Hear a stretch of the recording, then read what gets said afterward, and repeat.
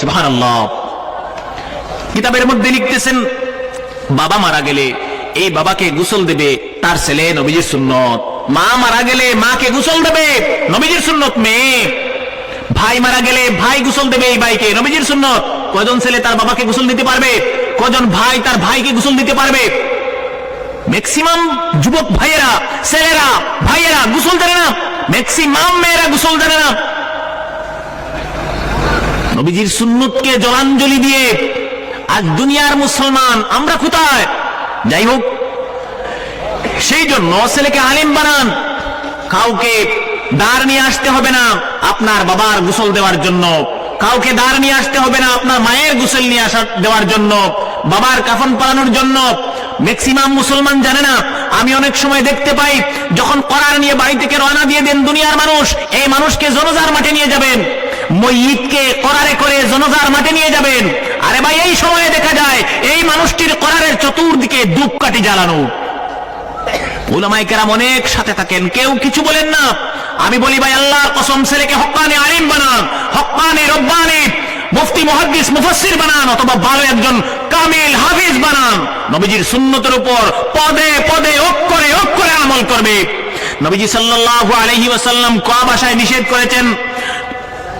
হযরতে জাবির রাদিয়াল্লাহু তাআলা আনহু থেকে নবীজির হাদিস এবং কিতাবুল ফিকহ আলা মাযাহিবিল আরবা'র মধ্যে পরিষ্কার ইবারত বর্ণনা করতেছেন যে যখন আমরা ময়িতকে করারে তুলে, আমার কথা বুঝতে পারতেছেন তো আপনারা?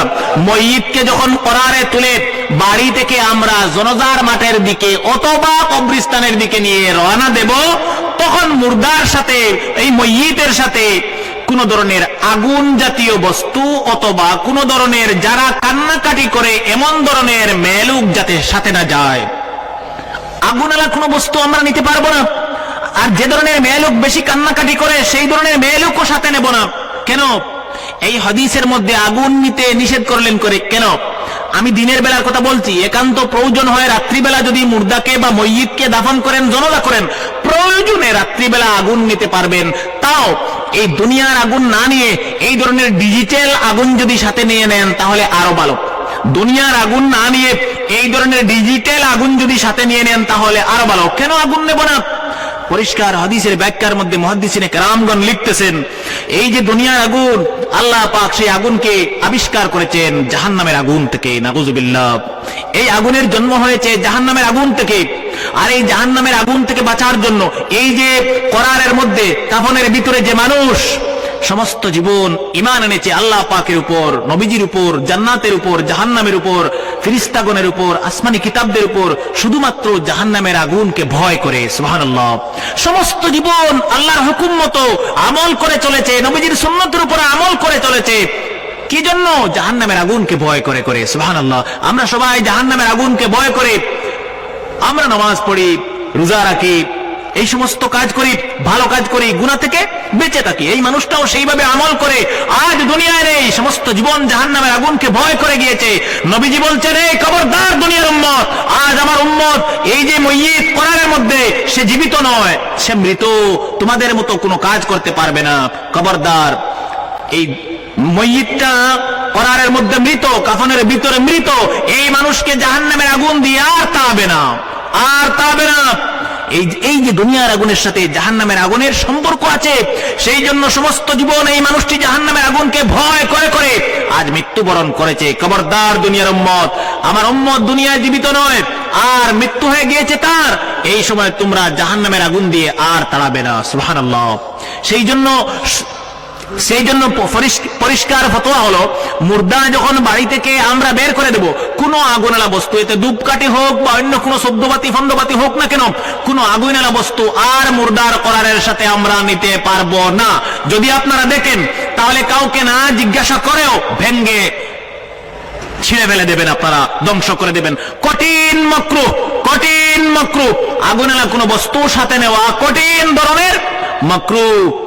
যাই হোক, সবচেয়ে বড় মজার ব্যাপার হলো, ছেলে যদি আলিম হয়, একটি কথা বলবো, ছেলে যদি আলিম হয়, ছেলে যদি মুফতি হয়, মাওলানা হয়, ছেলে যদি হাফিজে কোরআন হয়, সবচেয়ে বড় মজার ব্যাপার হলো, আমার ভাইয়েরা বলেছিলাম বলবো না, বিশ্বনবী জনাবে মুহাম্মদুর রাসূলুল্লাহ সাল্লাল্লাহু আলাইহি ওয়াসাল্লাম হাদিস বর্ণনা করতেছেন, একদিন হযরতে আলী বলতেছেন, আমি আর বিশ্ব নবীজি এক সাহাবীর দাফনের মধ্যে, কবরস্থানের মধ্যে বিশ্ব নবীজির সাথে আমি হযরতে আলী চলে গেলাম।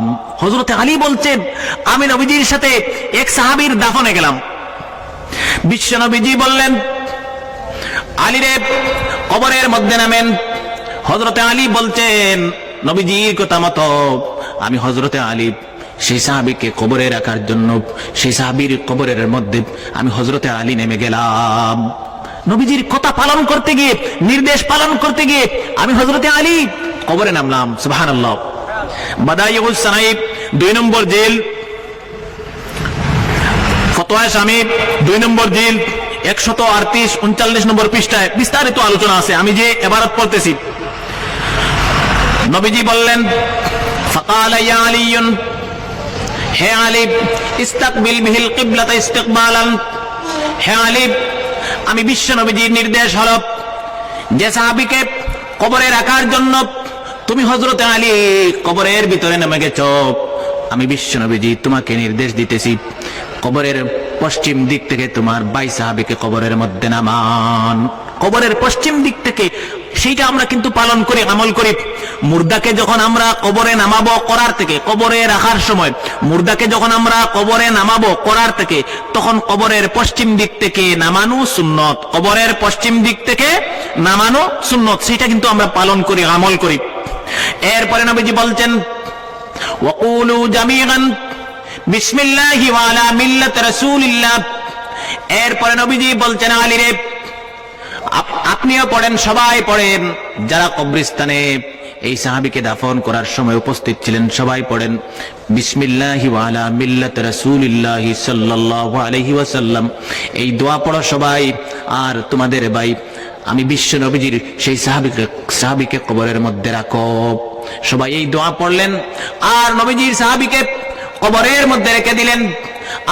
আমার মূল কথার অর্থ হলো, মূল কথা বলার উদ্দেশ্য হলো, ছেলেকে যদি আলিম বানাতে পারেন, ছেলেকে যদি হাফিজ বানাতে পারেন, ছেলেকে যদি মুফতি, মুহাদ্দিস, মাওলানা বানাতে পারেন, এই যে কবরের ভিতরে আপনার মাকে, বাবাকে, ভাইকে, স্ত্রী, ছেলে মেয়েকে রাখবেন, যেই মাত্র মাটি দেবেন, বাঁশ বিছানোর উপরে কলা পাতা দেওয়ার পরে মাটি দিবেন, কিয়ামত পর্যন্ত আপনার আদরের মা বাবাকে আর কোনোদিন দেখতে পারবেন না। পারবেন? কোনোদিন আর দেখতে পারবেন না। শত সহস্র চেষ্টা করার পরেও আপনার মা বাবাকে দেখতে পারবেন না। এত আদরের মা, এত আদরের বাবা, এত আদরের স্ত্রী, ছেলে মেয়েকে যদি দাফন করে দেন একবার, আল্লাহ যদি স্বপ্ন যুগে কোনোদিন না দেখায়, তাহলে কিয়ামতের আগে আর দেখার কোনো সুযোগ নেই। আছে? আর কোনো সুযোগ নেই। আমার কথা বলার মূল উদ্দেশ্য হলো, বিশ্ব নবীজির সুন্নত, ছেলেকে যদি আলিম বানান, আমি বুকের মধ্যে হাত দিয়ে বলতে পারবো, ছেলেকে যদি আলিম বানান, ছেলেকে যদি হাফিজ বানান, ছেলেকে যদি মুফতি, মাওলানা, মুহাদ্দিস বানান, জীবনের শেষ বিদায়ের সময় আপনার ছেলে, আপনার ভাই অথবা আপনার ভাতিজা যদি আলিম হয়, হাফিজ হয়, আপনাকে জীবনের শেষ বিদায় যখন দেবে, ওই সময় বিশ্ব নবীজির সুন্নত মতো কবরে রেখে দেবে। সুবহানাল্লাহ। ওই সময় সুন্নত মতো রেখে দেবে। কিভাবে সুন্নত আমি পরে বলবো, যদি আপনারা না জানেন বলে দেবো ইনশাআল্লাহ। আমার কথা বলার মূল উদ্দেশ্য হলো, বিশ্বনবী জনাবে মুহাম্মদুর রাসূলুল্লাহ সাল্লাল্লাহু আলাইহি ওয়াসাল্লাম বলেছেন, জীবনের শেষ বিদায়ের সময়, অর্থাৎ কোন মানুষ যদি তার পিতা, তার মাতাকে কবরের মধ্যে বিশ্ব নবীজির সুন্নত মতো রাখতে পারে, নবীজি বলেছেন ওই সুন্নতের উপর আমলের বরকতে আল্লাহ পাক নকিরের মুনকিরের সওয়ালের জবাব দিবার তৌফিক দিয়ে দেবেন। সুবহানাল্লাহ। অনেক অনেক বড় কথা। নকিরের মুনকিরের সওয়ালের জবাব দিবার আল্লাহ পাক তৌফিক দেবেন নবীজির এই সুন্নতের উপর আমলের বরকতে। সুবহানাল্লাহ। আল্লাহর কসম করে বলতে পারি, আজ পর্যন্ত নবীজি সোনার মদিনায় এইভাবে শুয়ে আছেন। সুবহানাল্লাহ। শুধু তা না আমার ভাইয়েরা, তখন আপনার ছেলে, আপনার ভাই তখন বুঝতে পারবে কিভাবে কবরের মধ্যে রাখা সুন্নত। যখন আপনার ছেলেকে আলিম বানাবেন, যখন আপনার ছেলেকে হাফিজ বানাবেন, যখন আপনার ছেলেকে মুফতি মাওলানা বানাবেন তখন আপনার ছেলে বুঝতে পারবে আমার মাকে বাবাকে এইভাবে রাখলে পরে আল্লাহ পাক কবরের সওয়ালের জবাব দিবার তৌফিক দিয়ে দেবেন। সুবহানাল্লাহ। জানতে পারবে, আলিম বানালে, হাফিজ মুফতি মাওলানা বানালে, তারপরে না জানতে পারবে। আমার ভাইয়েরা, সেই জন্য ছেলেকে আলিম বানান, মেয়েকে আলিম বানান, ছেলেকে হাফিজ বানান, মেয়েকে হাফিজ বানান। আল্লাহ পাক দুনিয়ায় সম্মান দেবেন। এই ছেলের জন্য কিয়ামতের দিন আল্লাহ পাক শ্রেষ্ঠ সম্মান আপনাকে দান করে দেবেন। সুবহানাল্লাহ। এই সুন্নতের উপর আমল করলে পরে কবরের সওয়ালের জবাব দিবার তৌফিক দেবেন। বিশ্বনবীজি বলেছেন আখিরাতের সর্বপ্রথম ঠিকানা হলো, আখিরাতের সর্বপ্রথম ঘাট হলো, আখিরাতের সর্বপ্রথম চেকিং গেট হলো কবর। ফাইন নাজা মিনহু ফামা বা'দুহু আয়সারু মিনহু। আর কবর থেকে যদি কোনো মানুষ রেহাই পেয়ে যায়, রক্ষা পেয়ে যায়, তাহলে কিয়ামতের দিন পর্যন্ত এই মানুষটি রক্ষা পেয়ে যাবে। সুবহানাল্লাহ। শুধুমাত্র ভালো করে বুঝেন, কবরের সওয়ালের জবাব যদি কোনো মানুষ দিতে পারে, টোটালি সোজা কথা হলো আল্লাহর কসম, সোজাসুজি কিয়ামতের দিন জান্নাতে চলে যাবে, আর কোনো ঘাটে ধরা পড়বে না। সুবহানাল্লাহ। এই মানুষ তখন জবাব দিতে পারবে যদি আমরা সুন্নতি তরিকায় এই মানুষকে কবরের মধ্যে রাখি। যাই হোক, অনেক লম্বা আলোচনা, এর মধ্যে অনেক কথা আছে, আমি সংক্ষেপে বলছি। আমার ভাইয়েরা, এরপরে মনে করেন আমার ভাইয়েরা ভালো করে, মা বাপ মরলে পরে বিশ্বনবীজি বলেছেন মা বাপ যদি ছেলের জন্য মেয়ের জন্য হাত তুলে দোয়া করেন, মা বাপ হাত নামাতে পারবেন না, আল্লাহ পাক মায়ের দোয়া বাবার দোয়া সন্তানের হকে মঞ্জুর করে নেবেন। সুবহানাল্লাহ। মা বাপ যদি সন্তানের জন্য দোয়া করেন, হাত নামাতে পারবেন না, আল্লাহ পাক কবুল করে নেবেন। ঠিক তেমনি ভাবে নবীজি বলেছেন কোন সন্তান যদি, মা বাপ যদি জীবিত হন অথবা মৃত হন কবরের ভিতর, সন্তান যদি মা বাপের জন্য হাত তুলে দোয়া করে, মা বাপ দোয়া করলে পরে যেভাবে আল্লাহ পাক মঞ্জুর করে নেন, ঠিক তেমনি ভাবে সন্তান দোয়া করলে পরে আল্লাহ পাক সঙ্গে সঙ্গে কবুল করে নেন। সঙ্গে সঙ্গে সন্তানের দোয়াও আল্লাহ পাক কবুল করে নেন। সুবহানাল্লাহ। সন্তান যদি আলিম হয়, ছেলে যদি আলিম হয়, ছেলে যদি হাফিজ হয়, প্রতিদিন ফজরের নামাজের পরে মায়ের কবরস্থানে গিয়ে মায়ের কবর জিয়ারত করবে, বাবার কবর জিয়ারত করবে। যদি প্রতিদিন যেতেও না পারে তাহলে প্রতি শুক্রবারে জুমার নামাজের পরে মায়ের এবং বাবার কবর জিয়ারতে চলে যাবে। সুবহানাল্লাহ। ছেলেকে আলিম বানান, দেখবেন ছেলে অন্তত প্রতিদিন ফজরের নামাজের পরে যাবে। যদি নাও পারে শুক্রবারে মিস করবে না, মায়ের এবং বাবার কবরস্থানে চলে যাবে। সুবহানাল্লাহ। যদি তাও না পারে অন্তত প্রতি মাসে একবার যাবে। তাও যদি আলিম ছেলে না পারে, আমার মনে হয় না বৎসরে যখন 2 ঈদ আসবে, ঈদের নামাজের পরে তার মা এবং বাবার কবর জিয়ারত করতে কোন আলিম ছেলে, হাফিজ ছেলে মনে হয় ভুল করবে না। আমার মনে হয় ভুল করবে না। কিন্তু বর্তমান সময়ের ডিজিটাল ইয়ং যুবক ভাইয়েরা পকেট থেকে 100 অথবা 50 টাকার নোট বের করে দিয়ে বলবে, হুজুর আমার মায়ের জন্য বাবার জন্য জিয়ারত করে নেবেন। যাবে না, কবর জিয়ারত করতে যাবে না। টোটাল কথা হলো পরিষ্কার বলে দেই ভাই, কবর জিয়ারতের নামে টাকা দেওয়া হারাম, নেওয়া হারাম, দেওয়া হারাম, নেওয়া হারাম। সো কেয়ারফুল মুসলমান। কবর জিয়ারতের নামে টাকা দেওয়া এবং লওয়া টোটালি উভয়টাই হারাম, কবিরা গুনাহ। ছেলে যদি আলিম হয়, মৃত্যুর সময় থেকে মাটি দেওয়া পর্যন্ত আপনাকে, আপনার স্ত্রী, ছেলে মেয়েকে বিশ্বনবীর সুন্নত মতো ছেলে সমস্ত কাজ সমাধা করে দেবে। কোন কোন সময় আমি দেখতে পাই, আমি খুব ফলো করি। আমার একটি ভাই 2000, আমার সবচেয়ে ছোট ভাই, আমরা 5 ভাই, আমি 3 নম্বর। আমার সবচেয়ে ছোট একটি ভাই বেঙ্গালোর বাইক অ্যাক্সিডেন্টে গত বছর এপ্রিল মাসের 8 তারিখ মারা গিয়েছে, স্পট ডেড। আমি সেখান থেকে গিয়ে, রোববার দিন ছিল, পরের দিন তাকে আমি কুম্বিগ্রাম এয়ারপোর্টে নিয়ে আসি। রাত্রি প্রায় 8 থেকে 9 ঘটিকার সময় তাকে দাফন করা হয়, কবরস্থানে নিয়ে মাটি দেওয়া হয়। আমি সহ আমার আরেকজন ভাই মৌলানা আব্দুল মুনিম সাহেব, আমার চাচাতো ভাই, এবং আরেকজন কে নেমেছিলেন আমি ভুলে গিয়েছি, 3 জন আমরা কবরস্থানে আমার ছোট্ট ভাইকে রাখার জন্য কবরে নামলাম। আল্লাহর কসম করে আমি বলতে পারি ভাই, কোরআনে কারীম হাতে নিয়ে যে আমার ছোট্ট ভাইকে জীবনের শেষ বিদায়ের সময় আমি নবীজির সুন্নত মতো কবরে রেখেছি। সুবহানাল্লাহ। কিছু মানুষ কবরস্থান থেকে নেমে গিয়েছেন যে জীবনেও আমরা দেখতে পাই না এমন ধরনের কবরে রাখায়, যে নিয়মে মুফতি সাহেব তার ছোট ভাইকে রাখলেন কবরে, আমরা জীবনেও সেই নিয়ম দেখতে পাইনি। আমি বললাম জোরে জোরে তখন, সবাই চলে যান, কোন মানুষের আমার প্রয়োজন হবে না, তবু আমি নবীজির সুন্নতের খিলাফ করতে পারবো না। সুবহানাল্লাহ। কিন্তু আজ দিন পর্যন্ত, তারপরে কিছু সমালোচনা হয়েছে, মুখে মুখে আমি শুনেছি, আমার কানে এসেছে, কিন্তু আজ দিন পর্যন্ত আমার সামনে দাঁড়িয়ে কোনো মানুষের সাহস হয়নি যে আমাকে প্রশ্ন করেছে যে হুজুর বা মুফতি সাহেব বা আনোয়ার, কেন তুমি এইভাবে করেছো। আমি অপেক্ষা করেছিলাম কোন মানুষ আমাকে বলবে, আমি তার সদুত্তর সুন্দরভাবে কোরআন এবং হাদিস দিয়ে দেব, কিন্তু এমন কোন মানুষ আমাকে প্রশ্ন করেননি। যাই হোক, সেটা আলাদা কথা। সবচেয়ে বড় ব্যাপার হলো, যখন আমরা মুর্দা দাফন করে দেই, মাটি দেওয়ার কাজ সমাধা করে দেই, তখন 75% মানুষ কবরস্থান থেকে নেমে যান। 75% মানুষ মজারখানা, আমরা যেটা বলি, সেই মজারখানা থেকে মাটি দেওয়ার পরে চলে যান। আর উলামায়ে কেরাম, হাফিজগণ, তুলাবা, এরা সবাই কবরস্থানের চতুর্দিকে বসে পড়াশোনা করেন আর দোয়া করেন। আর বাকি মানুষ চলে যান, কিছু মানুষ চলে যান, আমি দেখতে পাই। সেই জন্য বলছি, জানি না আপনাদের এলাকাতে, আমার এলাকাতে আমি দেখতে পাই যখন মাটি দেওয়ার কাজ শেষ হয়ে যায় তখন 75% মানুষ অটোমেটিক্যালি চলে যান। শুধু উলামায়ে কেরাম, হাফিজগণ, তুলাবাগণ এরাই বসে থাকেন। সুবহানাল্লাহ। আমরা কি করব? সবাই চলে যাব না সবাই বসে অপেক্ষা করব? কি করব? না কিছু চলে যাব, শুধু উলামায়ে কেরামরা থাকবো? কি করব?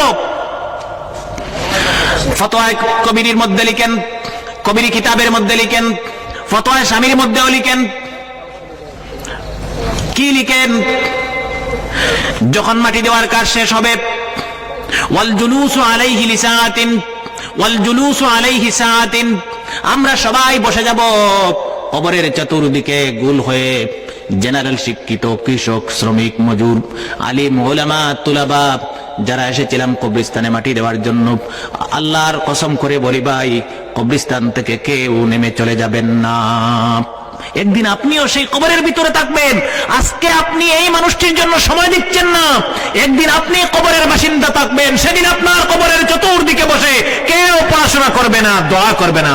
আজকে আপনি সময় দেন, আল্লাহ পাক এমন এক ধরনের জাতির মানুষ আপনার জন্য রেখে দেবে, আপনি কবরের ভিতরে থাকবেন, কবরের চতুর্দিকে বসে আপনার জন্য পড়াশোনা এবং দোয়া করবে। সুবহানাল্লাহ।